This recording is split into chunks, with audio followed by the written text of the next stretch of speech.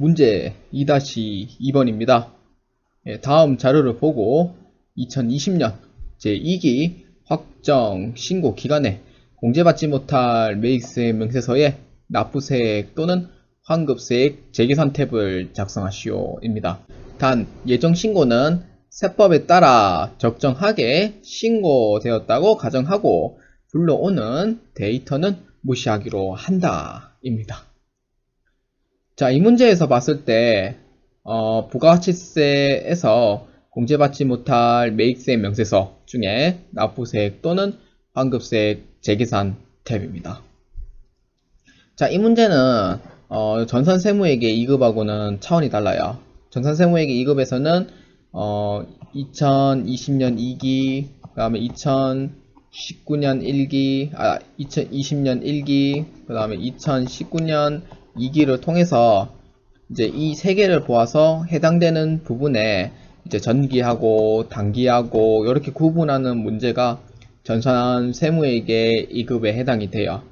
근데 전산세무회계 1급 같은 경우에는 이 문제보다 조금 더 업그레이드 돼서 나옵니다.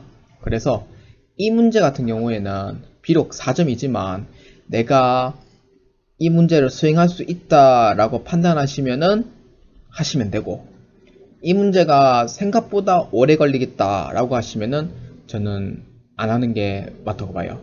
근데 그렇다고 안 하는 게 포기하는 건 아닙니다. 제일 마지막에 한번 풀 수 있는 시간이 남을 때 그때 하시라는 거예요. 다른 문제는 최대한 할 수 있는 부분 하고, 그러니까 모르겠는 부분은 일단 넘어가서 그 이후에 하실 수 있으면은 하는 게 좋다라고 저는 추천드리는 바입니다. 자, 이 문제는 포인트가 몇 가지 좀 알아야 될 게 있어요. 그 첫 번째는 전기하고 단기에 해당하는 부분이 프라마이 5% 이상이 되는지 한번 보셔야 돼요. 그래서 이번에 해당하는 부분에서 2020년 2기하고 2020년 1기에 해당하는 부분이 이번에 납부세액 재계산에 해당이 됩니다. 그래서 2020년 2기는 이번에 신고하는 대상, 그러니까 즉 단기가 되고요. 그 다음에 2020년 1기가 전기에 해당이 돼요. 그래서 이 대상을 따졌을 때 프라마이 5% 이상이 되는지 이 여부를 반드시 확인을 해야 되는 게 바로 이 첫 번째 포인트고요. 두 번째 포인트는 어떤 거냐면은 이 문제에서 봤을 때 감가상각 대상 자산 이 해당하는 그게 여부를 판단을 해야 돼요. 여부를 판단. 현재 지금 건물하고 그 다음에 화물차하고 소형 승용차하고 기기장치 이렇게 있습니다. 건물하고 구축물 같은 경우에는 경과기관수가 5%인 경우에 해당이 되고요. 그러니까 즉 20번 정도 지나야지 끝나고 나머지 기타 유형자산은 25%마다 상각을 해요. 25% 상각을 하면은 4번 정도 지나면은 끝납니다. 그래서 이 두 가지의 포인트가 반드시 알고 계셔야지만 4점을 받을 수 있는 문제입니다. 자, 그래서 이 문제에서 한번 풀기 전에 바로 이 포인트 2번에 제가 얘기했던 이 공통 매입세액에 대한 여부를 한번 판단해 보도록 하겠습니다. 자, 경과기간수는 1기 예정, 1기 확정 그 경과기간수가 아닙니다. 경과기간수는 6개월마다 그러니까 즉 1기 확정이 지나가는 경우, 그 다음에 6개월이 지나가는 2기 확정에 대해서 지나가는 부분이 바로 이 경과기간수가 1이 되는 거예요. 그러니까 요걸 꼭 잘 기억해 주셔야 돼요. 6개월마다 지나는 그 기간이 경과기간수가 1에 해당이 된다. 요거 꼭 잘 기억해 주시길 바랍니다. 자, 그러면은 한번 볼까요? 건물부터 한번 봅시다. 건물은 2018년 6월에 취득을 했답니다. 자, 경과 기간수는 1기 확정과 2기 확정이 지나가는 6개월마다 해당하는 부분입니다. 자, 건물은 2020년 1기 확정 기간 경과 기간수는 5가 됩니다. 경과 기간수는 5가 되고요. 그래서 2020년 2기 확정은 신고 기간에 해당하기 때문에 경과 기간수에 포함을 하진 않습니다. 자, 그래서 건물에 해당하는 경과 기간수는 5로 해주면 되고요. 자, 그 다음에 화물차 한번 보도록 합시다. 자, 화물차는요 2018년 8월 달에 취득을 했습니다. 자, 2018년에 8월에 취득한 경과 기간수를 한번 보도록 하겠습니다. 자, 2018년 8월에 취득을 해서 2기 확정인 12월 달까지 경과 기간수는 1로 봅니다. 자, 그리고 2019년 1에서 6월 달까지를 1기 확정이기 때문에 경과 기간수는 2로 봐요. 자, 그 다음 2019년 7에서 12월 달까지는요 2기 확정의 기간이기 때문에 경과 기간수는 3입니다. 그 다음 2020년 1월부터 6월 달까지 1기 확정에 해당하는 경과 기간수는 4에 해당이 됩니다. 자, 그래서 이 화물차 같은 경우에는요 기타 유형자산으로서 1-25%에 해당하는 경과 기간수 4로 해버리면은 완벽 100% 다상각돼서 잔액이 0이 돼요. 그래서 납부세액 재계산을 해야 할 금액은 존재하지 않습니다.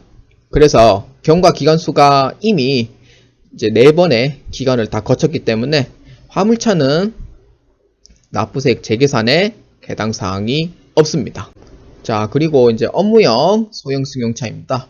업무용 승용차는요 유형으로 봤을 때는 불공에 해당이 돼요.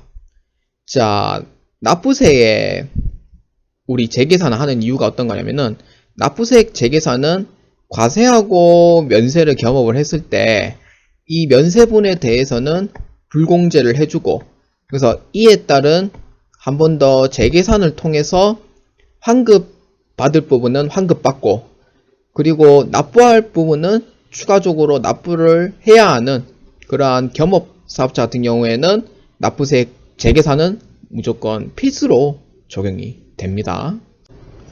자, 그래서 납부세액 재계산에 해당하는 이 과세 유형의 불공에 해당하는 부분에서는 공제 대상이 되지 않아요. 그렇기 때문에 업무용 소형 승용차에서는 그 재계산을 해줄 필요가 없습니다. 업무용 소형 승용차는 불공이라서 공제 대상이 되지 않는다 입니다. 자, 그 다음에 기기장치입니다. 기기장치는 과세이기 때문에 공제 대상이 납부세액 재계산 해당이 됩니다. 자, 2019년 10월 달에 취득을 했으면요 2기 확정이기 때문에 경과 기간수는 1로 봅니다. 2020년 1월 1일부터 6월 달까지이므로 1기 확정의 기간이 지났으니까 2가 됩니다. 그래서 경과 기간수는 2번 지났기 때문에 2로 해주시면 됩니다. 자, 그러면은 어떤 게 해당하는지 일단 아시겠죠? 화물차는 경과 기간수가 다 돼서 제외가 되고요. 업무용 소형 승용차는 공제 대상이 되지 않으니까 여기서 제외. 그래서 해당되는 부분은 건물과 기기장치다 이렇게 보시면 됩니다. 그래서 건물에 대한 경과 기간수는 5, 기기장치의 경과 기간수는 2입니다. 자, 요거를 알고 들어가셔야지 납부세액 재계산을 하실 수가 있습니다. 자, 그러면은 정리해 보자면은 이렇게 됩니다. 첫 번째 정리사항은요. 당기의 2020년 2기하고 2020년 1기에 대한 재계산. 그 다음 두 번째 포인트는 경과 기관수. 일단 해당하는 부분은 건물하고 기기장치 이렇게 보시면 됩니다. 부가가치에 클릭을 하셔서 공제받지 못할 매입세 명세서를 클릭합니다. 자, 공제받지 못할 매입세 명세서를 클릭을 하면은 날짜는 2기 확정일부로 10월에서 12월입니다. 납부세액 또는 환급세액 재계산에 해당이 됩니다. 자, 자산부터 먼저 입력해 보도록 하겠습니다. 자, 건물부터 입력을 합니다. 자, 해당 재화의 매입세액은요, 문제 적혀 있습니다. 건물 1억 5천만원. 취득은 언제냐? 2018년 6월입니다. 자, 과세기간 경과수는 5가 됩니다. 자, 그러면은 경감률은 75. 자, 총공급가액하고 면세는 조금 이따가 하겠습니다. 자, 해당 재화의 매입세액, 기기장치의 공통매입세액 입력합니다. 2천만원. 취득은 언제냐? 2019년 10월달에 취득을 하고요. 경과 기간수는 2가 됩니다. 자, 그러면은 여기에 입력을 하고요. 자, 그 다음에 단기하고 직전 과세기간에 해당하는 금액을 놓도록 하겠습니다. 자, 단기는 2020년 2기, 직전은 2020년 1기입니다. 자, 2020년 2기는요, 총 공급가액은 과세하고 면세의 합친 금액입니다. 총 공급가액은. 그래서 2기의 금액이 얼마냐면은 총 공급가액 12억 원. 12억 원. 그 다음에 면세 공급가액은 3억 원. 자, 그 다음 1기입니다. 자, 1기는 자, 합치면은 과세와 면세 합치면은 똑같은 12억이 됩니다. 그 다음에 면세 공급은 언제냐면은 3억 6천만원입니다. 자, 그러면은 증감률이 5%가 나와요. 자, 마이너스 5%. 자, 이게 어떻게 증감률이 나오냐? 다시 한 번 더 근거 설명을 그 마지막에 얘기해 드리겠습니다. 자, 이것도 똑같이 입력하면 돼요.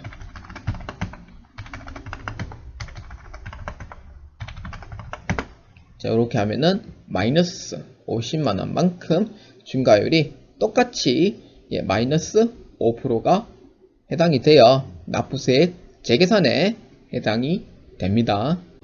자, 이 부분이 왜 12억이 나왔는지 그 설명해 드리고, 그리고 마이너스 5%가 왜 나왔는지 설명을 해 드리도록 하겠습니다.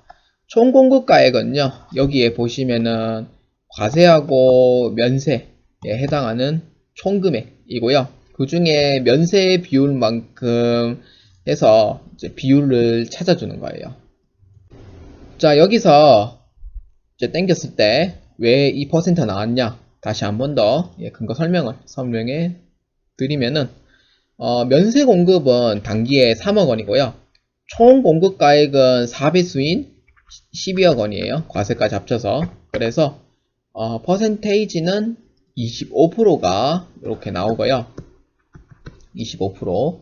그리고 직전은 얼마냐면은 자, 면세에 해당하는 3억 6천만 원에서 면세하고 과세를 합친 12억 원만큼 이렇게 계산을 해줍니다. 30%입니다. 자, 직전이 30%고 그 다음에 단기가 25%니까 당연히 5%가 줄어들죠. 그래서 증가율은 마이너스 5% 이기 때문에 그 납부세액 재계산은 해당이 됩니다. 그래서 과산 공제되는 매입세액은 총 합쳐서 612만 5천이고요. 이 금액은 그 비율이 내려갔기 때문에 그만큼 금액에서 환급 공제가 되는 금액으로 해당을 해당된다고 보시면 됩니다. 자, 요렇게 계산하시면은 완벽하게 4점을 받으실 수가 있겠습니다.